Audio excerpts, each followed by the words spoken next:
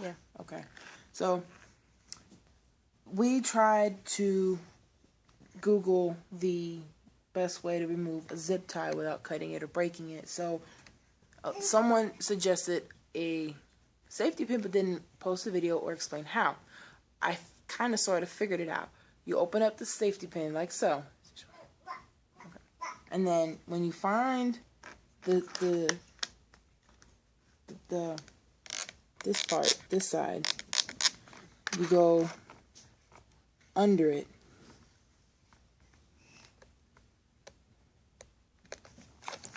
Let me turn it around so it'll be easier to see.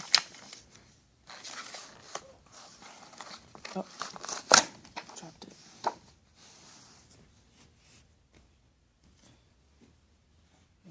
Okay. Sorry, everybody. This is our first YouTube video as for how to.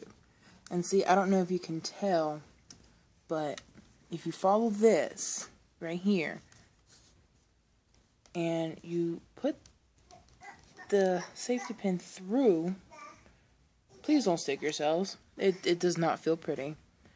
You see how it went through? Like so. And just simply pull it out. Ta-da! How to remove a zip tie with a safety pin.